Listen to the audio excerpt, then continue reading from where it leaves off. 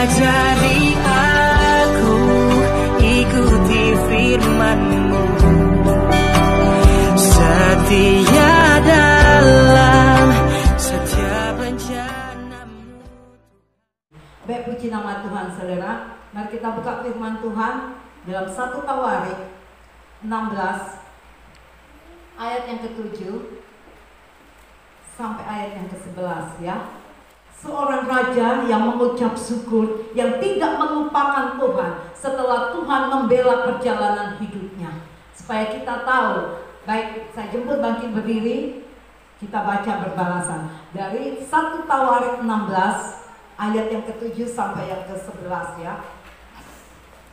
Nyanyian puji-pujian Daud. Demikian firman Tuhan. Kemudian pada hari itu juga maka Daud untuk pertama kali menyuruh Asaf dan saudara-saudara sekuatnya menyanyikan syukur bagi Tuhan. Bersyukurlah kepada Tuhan, panggillah namanya, perkenalkanlah perbuatannya di antara bangsa-bangsa. Bermegahlah di dalam namanya yang kudus. Biarlah bersuka hati orang-orang yang mencari Tuhan.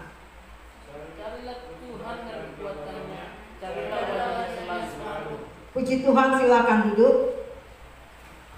Saudara kasih dalam Tuhan, di sini Daud pertama kali mengajak saudara sekuatnya dikatakan, dan ini adalah orang-orang Lewi untuk apa? Menaikkan pujian syukur bagi Tuhan, memanggil nama Tuhan, mengagungkan segala kebesaran Tuhan melalui perbuatan-perbuatan Tuhan yang sudah terjadi dalam hidupnya. Dan Daud di sini tidak melupakan Tuhan setelah dia berhasil memindahkan tabut Allah yang dari rumahnya Obed-Edom ke Yerusalem. Dia mengajak teman dan saudara-saudaranya untuk apa? Mengucap syukur kepada Tuhan, meninggikan nama Tuhan.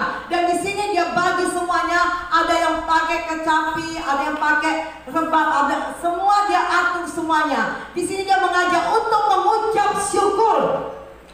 Karena apa? Di sini ini adalah cara Daud merayakan kebesaran Tuhan yang terjadi dalam kehidupan bangsa Israel. Saudara, masing-masing kita punya cara untuk meninggikan nama Tuhan. Tidak semua saudara akan meninggikan nama Tuhan seperti saya. Tidak semua harus berkhotbah, tidak semua jadi worship leader, tidak semua jadi singers ya, tidak semua menjadi tambori. Tapi kacau saudara. Itulah sebabnya ada bagian-bagian tertentu Allah berikan. Seperti kita, tubuh kita, ada mata, ada tangan, ada mulut, ada kaki, ada fungsinya masing-masing. Tidak semua mata dalam tubuh ini. Supaya nggak kacau. Amin saudara.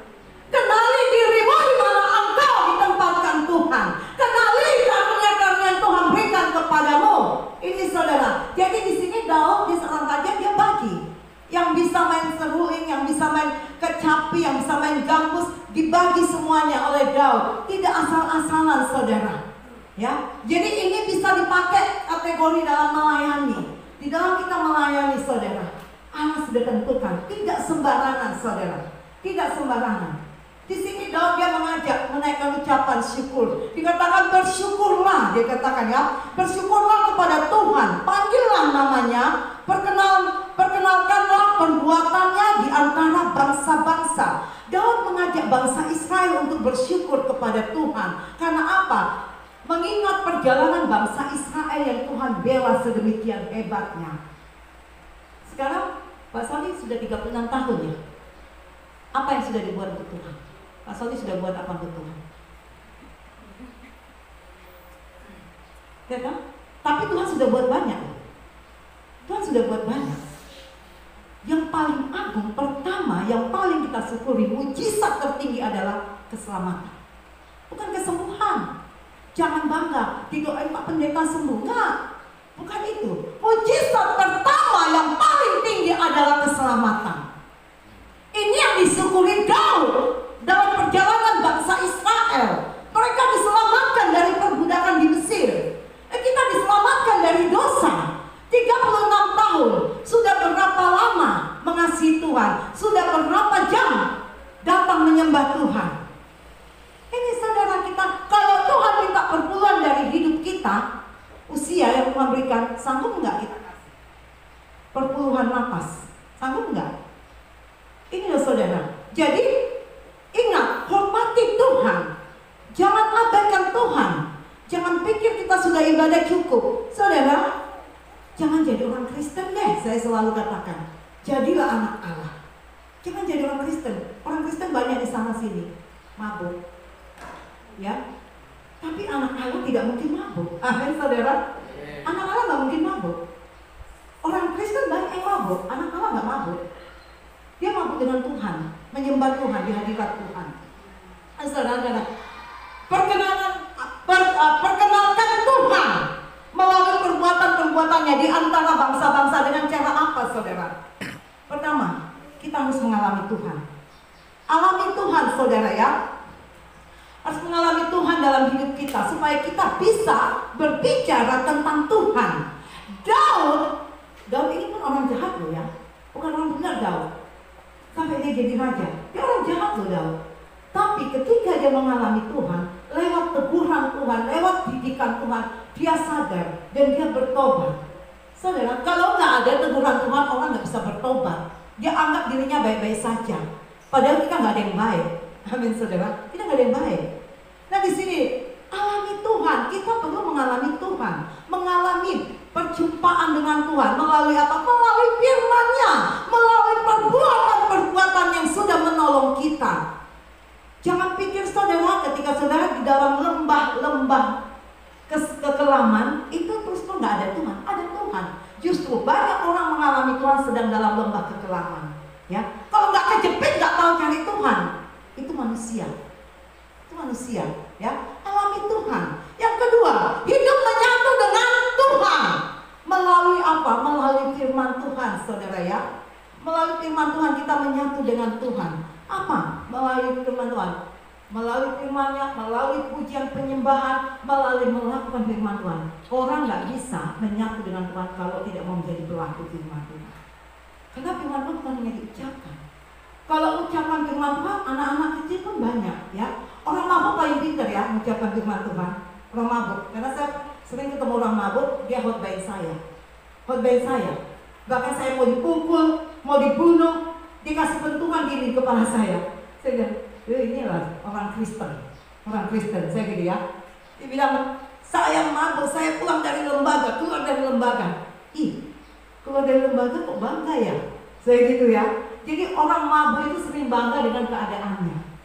Tapi dia tidak tahu siapa dia sesungguhnya. Ya, jadi di sini saudara ya, kita harus menyatu dengan, menunggal dengan Tuhan. Ketika kita mau menjadi pelaku firman, maka Tuhan akan bergerak di situ. Maka Tuhan akan bekerja di dalamnya. Kalau kita nggak mau jadi pelaku, saudara, Tuhan pun nggak akan bisa bekerja dalam hidup kita. Lakukan dulu, baru engkau akan mengerti. Saya selalu katakan di tempat ini, jika Tuhan menyuruh kita untuk melakukan sesuatu, lakukan saja. Jangan tunggu sampai engkau mengerti. Tuhan nggak butuh pengertian kita. Tetapi ketika kita melakukan, maka Dia akan membuat kita mengerti. Ini ya. Jangan tunggu mengerti. Engkau tidak akan pernah mengerti sampai kapanpun. Tapi ketika engkau melakukan, baru engkau akan mengerti.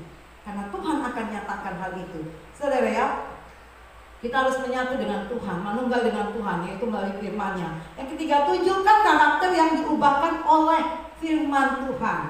Sehebat apapun pendeta, kayak tadi kesaksian Pak Sodi, dia bilang, ini dipakai Tuhan luar biasa pendeta. Bukan itu. Ya. Karena saya katakan, sehebat apapun pendeta dipakai Tuhan, tidak akan pernah bisa mengubah seseorang. Tetapi firman-Nya yang akan mengubah seseorang. Oleh sebab itu, manunggal dengan firman Allah.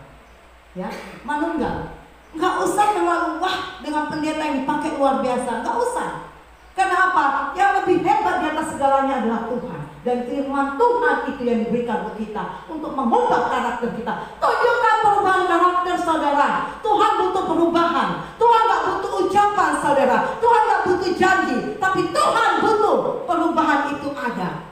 Kenapa Yesus mati di kayu salib? Untuk mengubah kita semuanya bisa menjadi menyatu dengan Dia. Karena Dia katakan di mana aku berada, di situ pun pelayanku berada. Kenapa? Ini yang Tuhan mau supaya kita benar-benar menyatu dengan Tuhan. Dia menyediakan tempat.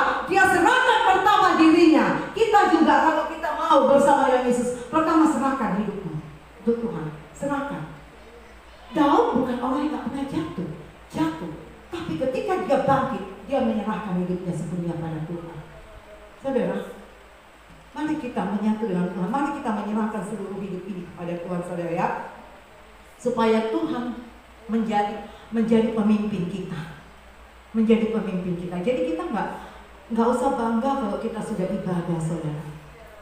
Karena banyak orang masuk gereja haleluya, pulang haleluya. Ya, pegang Alkitab, pulang taruh Alkitab. Nanti dapat 1 minggu kemudian awak lagi ke gereja. Seperti Pak Soli bilang, rutinitas, rasanya sudah bangga. Nggak tahu apa, dibungkus oleh dosa. Saudara, saya katakan, pisahkan dirimu dari dosa. Karena Yesus sudah mati untuk itu. Tapi kita nggak bisa mengubah sistem. Ya, nggak bisa kita mengubah sistem ini. Tapi kita tahu apa yang harus kita lakukan. Sudah tahu itu berbahaya, lebih baik tinggalkan. Biarkan sistem itu berjalan. Jangan kita masuk di dalamnya. Jangan kita masuk di dalamnya. Ya, jadi kita bisa memisahkan diri. Nggak harus kita bagaimana ya harus terjebak. Enggak, saudara. Saya katakan nggak bisa mengubah sistem. Karena memang sudah sistemnya dari sana begini. Apa yang kita harus lakukan? Hindari, tinggalkan. Melangkah kepada yang Tuhan kehendaki. Ini saudara. Nah di sini Daud mengajak bangsa ini untuk melakukan apa? Mengucap syukur. Jadi jangan lupa mengucap syukur dalam segala perkara. Nah Daud melihat kebesaran Tuhan, dia ajak semuanya mengucap syukur. Saudara, mengucap syukur itu bukan hanya waktu kita semuanya indah, baik, semuanya baik-baik. Itu mah gampang mengucap syukur. Tapi bagaimana mengucap syukur dalam situasi yang tidak baik? Ini yang luar biasa. Dan ini yang Tuhan lihat. Dalam keadaan yang tidak mungkin tetap mengakui Tuhan dan mengucap syukur. Ini yang luar biasa, saudara. Kalau orang dalam keadaan semuanya fine-fine saja, baik semuanya oke punya, mengucap syukur paling gampang, saudara. Tapi keadaan kejepit, mau bilang haleluya aja susah. Susah, saudara. Apalagi mungkin kalau gak ada duit ya. Aduh, bagaimana Tuhan ini? Gak punya duit mau disuruh lagi Tuhan baik. Bagaimana? Justru gak ada duit itu Tuhan baik ucapkan. Itulah Tuhan melihat aslimu siapa sebenarnya. Bagaimana asli kita ini sebenarnya. Ya. Tapi ingat, ketika pun engkau berada di zona nyaman, jangan engkau lupa mengucap syukur. Lihat Daud ini, bersyukurlah kepada Tuhan, panggillah namanya, perkenalkanlah perbuatannya di antara bangsa-bangsa. Perkenalkan perbuatan Tuhan, saudara, di antara bangsa-bangsa. Melalui apa tadi? Yaitu tadi, alami Tuhan. Kedua, saudara, hiduplah menyatu dengan Tuhan. Yang ketiga, tunjukkan karakter yang diubahkan Tuhan. Ayat yang ke-9 katakan, bernyanyilah baginya, bermazmurlah baginya, percakapkanlah segala perbuatannya yang ajaib. Saudara, kita disuruh, diajak untuk bernyanyi. Kadang-kadang ketika jiwamu lesu, ajak jiwamu memuji Tuhan, ajak jiwamu menyanyi. Ini yang dilakukan Daud. Hai jiwaku, pujilah Tuhan. Dia ajak jiwanya untuk memuji Tuhan. Dan ini yang harus kita lakukan. Ya, ini adalah kenapa, saudara? Persembahkan selalu korban syukurmu kepada Allah, yaitu apa? Ucapan bibir yang memuliakan Tuhan. Coba kita buka di kitab Ibrani, saudara. Ibrani 13 ayat 15.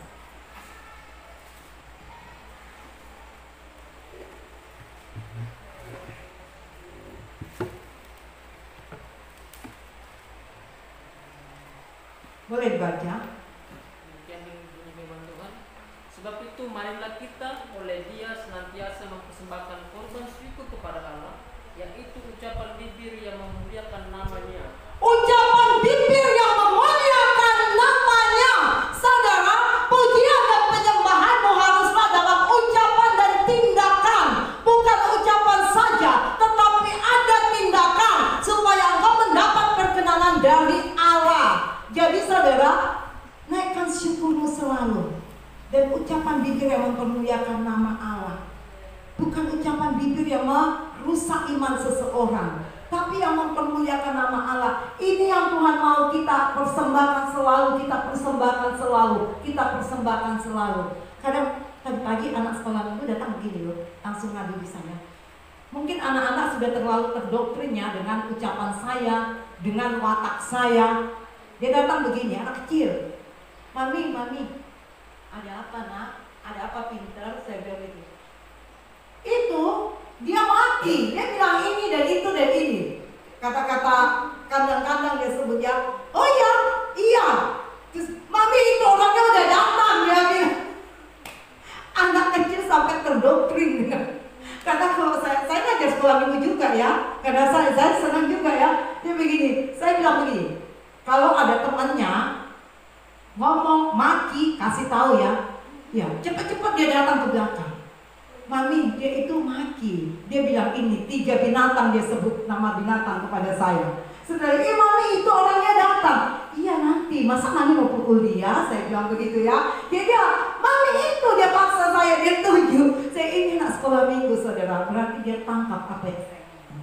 Ya, bagaimana dengan kita orang dewasa? Nangkep enggak? Saudara ya. Dia paksa saya harus marahin anak itu. Saya bilang, iya nanti, saya katakan begitu. Tapi kamu, saya tidak. Dia bilang, oh iya, kalau begitu kamu anak pintar toh. Saya bilang begitu ya. Coba datang pagi-pagi hanya untuk mengadukan temannya maki.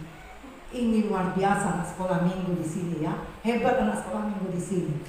Saya bilang, guru sekolah minggunya siapa? Datangnya ngadunya ke siapa? Saya gitu ya. Ada gurunya tapi ngadunya ke saya. Karena saya selalu menekan anak-anak ini. Awas ya kalau ada yang maki ya. Nah ini. Jadi mereka ingat mungkin wajah saya serem. Jadi mereka cepat ingat ya. Jadi melapornya ke saya. Puji Tuhan, berarti ini anak dia ingat, dia pegang, ya, anak kecil pegang.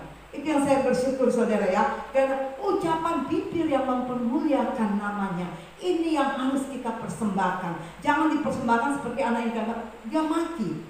Ini persembahan yang tidak memuliakan Allah ya, tapi mereka anak-anak, ya, mereka anak-anak. Terutama kita yang orang tua. Makanya orang tua jangan selalu ngomong apa, kata kotor di hadapan anak-anak, ya. Apa yang kita ucapkan anak-anak rekam, dia ucapkan lagi. Makanya kehidupan orang tua menjadi apa? Menjadi cermin bagi anak-anak. Menjadi cermin bagi anak-anak ya. Di sini anak-anak tinggal orang-orang sudah dewasa ya. Kalau saya ngomong, ya saya ngomong ya. Ingat kita hidup melayani Tuhan. Tadi pagi saya baru ngomong, yang sudah main tamborin, penari altar, jangan lagi TikTok. Saya katakan ya, jangan TikTok ya. Paling senang ya, mama habis waktunya main TikTok terus, begini terus ya. Aduh saya kasihan sekali ya, main TikTok terus sampai saya lihat ponakan saya ke. Jangan main TikTok. Saya bilang, sudah menjadi penari altarnya Tuhan, jangan lagi main TikTok, berhenti. Jangan sampai gini ya, mulut kita satu, mulut kita memuji Tuhan, tapi mulut kita juga mengutuki, keluar kata yang tidak baik. Jangan, satu mulut, yaitu ucapan bibir yang memuliakan Allah. Ini saudara, mama-mama, orang tua semua yang suka mengatai anaknya kandang-kandang binatang, diucapkan berhenti hari ini bertobat, ya, bertobat. Jangan ucapkan itu. Apalagi kalau suaminya dia mampus pas itu. Nah, saudara, Tuhan selalu mau ucapan syukur ada dari mulut kita. Selalu positif, jangan negatif.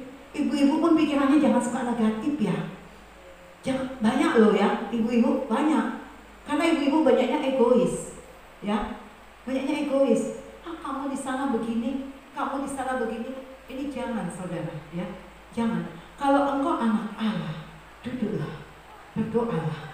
Tuhan akan nyatakan siapa suamimu yang sesungguhnya. Ini saudara nggak perlu menuding, nggak perlu. Begitu juga bapak-bapak, ya. Duduklah, berdoalah. Tuhan akan nyatakan siapa yang sebenarnya. Bagaimana dia melangkah. Ini saudara. Jadi nggak perlu saudara memaksa diri untuk curiga. Buang kecurigaan itu, karena itu apa? Benih dari setan yang untuk menghancurkan. Nggak perlu curiga saudara. Kecuali engkau menangkap basah, ya itu bisa ngomong. Tapi kalau raba-raba jangan, ya. Jadi lebih baik engkau duduk berdoa, Tanya siapa? Nah gitu ya. Ini saudara. Karena apa saudara? Daud ketika dia ditegur Tuhan, dia duduk dan menangis, mengakui semuanya. Mengakui semuanya. Sebenarnya teladan hidup kita itu sangat sempurna, itu firman Tuhan saudara. Firman Tuhan. Makanya saya katakan gak ada orang yang bisa mengubah seseorang, pendeta sekalipun, tapi hanya firman-lah yang mengubah manusia itu. Hanya firman. Saudara kasih dari Tuhan, makanya jangan hindari ibadah. Karena ibadah itu mengandung janji. Amin saudara. Ibadah mengandung janji. Coba saudara gak ibadah, pergi di sana. Janji apa yang saudara dapat? Ketika kita datang kepada Tuhan, ada janji dari Tuhan yang kita pegang, kita bawa pulang sampai saatnya Tuhan akan nyatakan, dan terus kita hidup terus menyatu dengan Tuhan. Karena apa? Kita memegang janji Tuhan, saudara. Dengar, Tuhan terikat terhadap janji. Amin saudara. Tidak terikat terhadap teori dan filsafat. Enggak. Tapi Tuhan terikat terhadap janji. Janjinya kepada Abraham, Ishak dan Israel. Ini turun ke anak-anaknya. Kenapa tanah Kanaan diberikan? Karena memang sudah janji kepada leluhurnya. Ini saudara. Tapi kita perlu hidup menyatu dengan Tuhan. Kita perlu hidup menyatu dengan Tuhan, saudara ya. Untuk ini, saudara kasih dari Tuhan ya. Perbuatan yang ajaib ini katakan, beritakan apa perbuatan yang ajaib yang dimaksud Daud di sini kepada bangsa Israel, yaitu saudara ini perbuatan ajaibnya. Karena Daud mengingat perbuatan Tuhan, yaitu pertama menyelamatkan bangsa Israel dalam perbudakan di Mesir. Ini Daud tidak lupa, dan sejarah Israel ini tidak akan pernah lepas, tidak pernah hilang. Pertama, menyelamatkan bangsa Israel dari perbudakan di Mesir, di mana mereka diperbudak sampai tidak mampu, tetapi hanya tangan Tuhan yang melepaskan mereka. Yang kedua, memberi makanan dan minuman pada waktu mereka berada di padang gurun. Ya, mereka dikeluarkan dari perbudakan di Mesir. Yang kedua, bahwa Allah memelihara mereka, memberi mereka makanan dan minuman ketika mereka berada di padang gurun. Yang ketiga, memberi bangsa Israel hukum Taurat di Sinai, yaitu firman Tuhan diberikan kepada bangsa Israel untuk mereka lakukan. Firman itu sekarang ada pada kita, Tuhan berikan. Ini saudara pegang dan lakukan dalam kehidupan, dan jangan abaikan firman Tuhan. Yang keempat, menolong bangsa Israel menyeberangi sungai Yordan untuk mendudukinya, ya, untuk merebut dan mendudukinya. Ini perbuatan ini yang Daud tidak lupa, sehingga naikkan ucapan syukur. Mari kita bersyukur kepada Tuhan. Nih, bukan mereka dalam keadaan enak saja, tapi dalam situasi yang tidak enak pun layak bersyukur kepada Tuhan. Di sini Daud mengajak bangsa Israel jangan melupakan perbuatan Tuhan. Daud tidak melupakan Tuhan, ya, dalam perbuatan Tuhan yang ajaib. Makanya dia ajak bangsa itu untuk bersyukur. Ajak seisi rumahmu selalu bersyukur. Ajak. Orang nanti bersyukur ketika ada apa? Ulang tahun, naik pangkat, ada kelahiran. Tapi kalau ada kematian sulit ya mengucap syukur, ya, sulit. Ya, ayo kita mengucap syukur, kayaknya nggak ada ya, hampir nggak ada. Hampir nggak ada kalau ada kematian. Kalau ada kelahiran, ya bangga. Tapi kalau ada kematian nggak ada yang bangga satupun. Saudara, saya sudah bersaksi ketika mama saya meninggal. Saya katakan nanti mama meninggal hari Sabtu, benar hari Sabtu. Terus saya malam minggu dapat telepon. Hari Minggu saya masih harus khotbah di sini. Senin pagi saya terbang. Saya datang pun saya cuma lihat. Udah, jam 2:30 pagi saya tiba. Jam 3 dibawa mama saya ke namanya ke Danau Toba ya, di Tomo. Udah, gitu saja.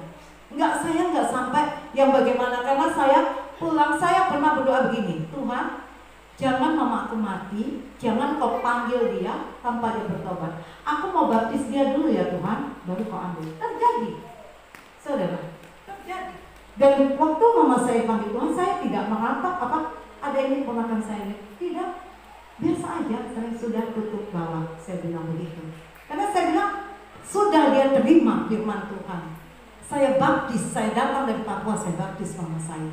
Mak, terima Yesus ya Mak. Bagaimana caranya? Saya ajar. Saya mengucap syukur saudara. Saya pikir Tuhan gak sia-sia kau panggil aku jadi alatmu untuk menyelamatkan seisi rumahku. Dan benar terjadi saudara. Dan saya gunakan kesempatan yang Tuhan berikan. Ya, Tuhan berikan untuk saya saat itu Tuhan. Jika kita arahkan anak kita ke arah yang baik, maka yang baik akan terjadi. Ini saudara, saya tidak hidupi mereka dengan kemewahan, tidak. Saya hanya hamba Tuhan di desa. Tapi saya hidupi mereka, saya didik mereka dengan firman di tempat ini. Jadi saya katakan, inilah hidupku untuk menyelamatkan seisi rumahku. Dan saya nggak peduli untuk hidup saya, yang penting bagaimana seisi rumah saya bisa selamat. Itu keluarga saya bisa selamat.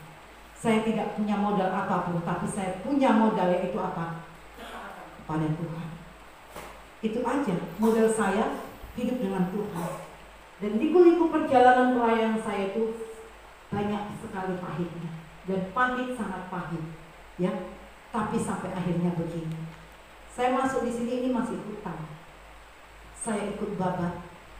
Saya dengar, ketika kita diselamatkan, itu kita untuk dipisahkan, diasingkan, yaitu dikuduskan kita. Dan mulai saya berjalan.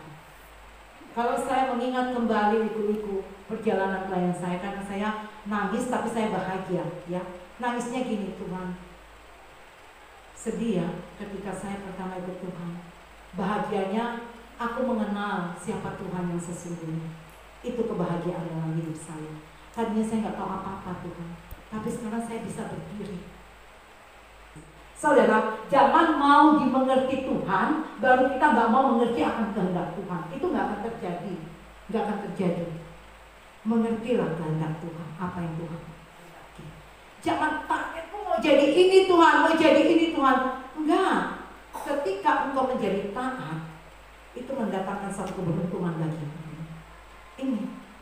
Mau beruntung ya taat, itu aja. Kalau nggak mau beruntung ya udah gak usah taat. Karena ketaatan membawa keberuntungan, ya, terutama bagi jiwa kita. Ini saudara, terutama bagi jiwa kita.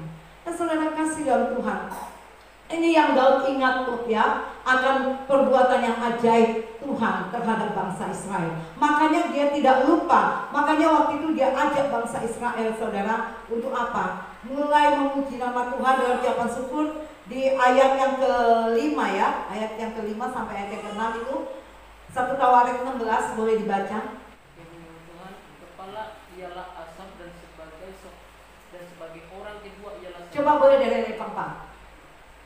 Juga diangkatnya dari orang Lewi itu beberapa orang sebagai pelayan di hadapan tabut Tuhan untuk memasyurkan Tuhan Allah Israel dan menyanyikan syukur dan puji-pujian baginya. Kepala ialah Asaf dan sebagai orang kedua ialah Zakaria, lalu Yael, Semiramot, Yahiel, Matika, Eliab, Benaya, Obed-Edom, dan Yael yang harus memainkan gambus dan kecapi, dan Asaf harus memainkan ceracah. Dan Benaya serta Yahaziel imam-imam itu selalu harus meniup nafiri di hadapan tabut perjanjian Allah itu. Nah, saudara, di sini diangkat beberapa orang Lewi untuk memuji Tuhan, memegang alat musik, ya. Dikatakan di sini ada yang pegang apa, gambus dan kecapi dan juga ceracah. Tetapi ada satu lagi yang dikatakan harus, yaitu imam-imam harus meniup nafiri terus di hadapan tabut perjanjian Allah. Maksudnya apa, saudara? Tidak putus hubungan dengan Tuhan dalam segala situasi, kapanpun tetap ada hati yang berpaut kepada Tuhan. Kalau sekarang kita mau disuruh terus duduk di tabut Allah, di depan tabut Allah, ya nggak begitu. Ya kita kan mau kerja, ya, mau ini. Tapi ini artinya apa? Hatimu terikat kepada Tuhan, hidupmu berjalan sesuai dengan kehendak Tuhan, dan tidak pernah terputus hubungan kita dengan Tuhan. Kenapa, saudara? Karena ada tetap ucapan syukur, tetap hati berbicara kepada Tuhan. Kenapa tadi para imam tidak putus meniup, dikatakan meniup nafiri, karena ini berbicara tidak pernah terputus hubungan dengan Tuhan, tidak pernah terputus komunikasi kita dengan Tuhan. Baik kita dalam perjalanan pun kita tetap bisa berkomunikasi dengan Allah. Baik pun kita sedang mencuci pakaian, kita bisa berkomunikasi dengan Allah, karena Allah adalah maha hadir ketika kita memanggil Dia. Jadi ada yang ini, Allah itu kudus. Jangan, gak boleh ketika masuk kamar mandi, ketika masuk ke toilet, tidak boleh manggil nama Allah karena Allah kudus, dibatasi. Tuhan gak pernah dibatasi oleh apapun. Karena apa saudara? Kita berdosa pun Tuhan tebus kita. Itu pertanda tidak dibatasi. Dia tarik kita keluar dari kegelapan kepada terangnya yang ajaib. Ini saudara, jadi gak pernah dibatasi Tuhan. Mungkin kita dalam keadaan lemah, kita panggil Tuhan, Tuhan ada. Ya, kita sedang berjualan di pasar, kita panggil Tuhan, Tuhan ada. Tapi datang kepada Dia. Ini berbicara gak pernah putus hubungan di hadapan Tuhan. Ditetapkan orang-orang Lewi untuk memuji Tuhan. Jadi saudara, untuk seorang pemuji pun tidak sembarangan. Tidak sembarangan seorang pemuji saudara, yaitu kehidupannya. Semua dalam koridornya Tuhan dikuduskan. Gak sembarangan saudara. Kita pergi, gak asal-asalan, gak boleh sembarangan saudara. Kalau kita berani masuk dalam pekerjaan kudus, berani bayar harga untuk hidup kudus, hati-hati saudara. Ingat ya, yang sudah menarik tamborin jangan lagi menarik TikTok. Itu saya bilang.